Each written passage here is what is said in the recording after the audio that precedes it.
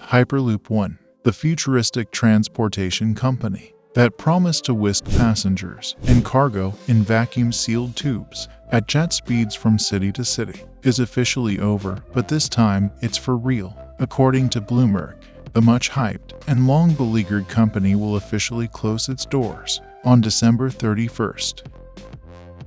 Elon Musk put this original idea in an alpha paper back in 2013, which theorized that the aerodynamic pods filled with passengers or cargo, Jetson style, through tubes at up to 760 miles per hour to and from cities. He described it as a fifth mode of transportation, with a dream scenario being Los Angeles to San Francisco and New York to DC in 30 minutes, ultimately transforming our lives and work. While scientists and engineers debunked the project as grossly improbable, no matter, Musk's idea proved too irresistible.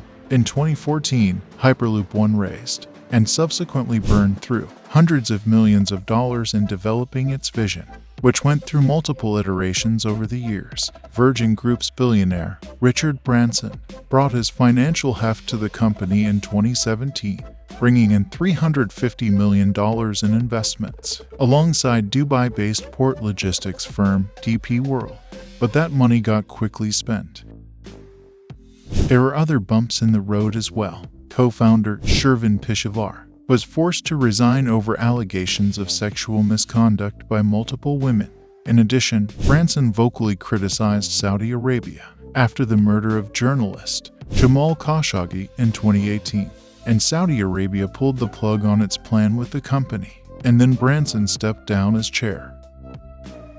In 2020, the company conducted its first and only test with human passengers with the Hyperloop pod, but it fell short of expectations, topping off at only 100 miles per hour. The pandemic didn't help the situation much, with founders and executives peeling off quickly thereafter.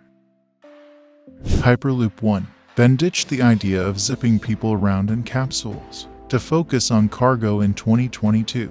DP World obviously had no small role in that decision. The company dropped the Virgin name from its moniker and slashed its staff of 200 in half. DP World now holds the intellectual property rights and all of the physical assets, including a test track outside of Las Vegas, which will all be sold off. As for the utopian dream, Musk's test tunnel got turned into a parking lot, and no full-scale Hyperloops exist in the world as of today. Musk's The Boring Company is still digging tunnels in Las Vegas, but not for futuristic travel, rather, it's for human-driven Teslas, traveling at 35 miles per hour to and from convention centers. Thanks for watching.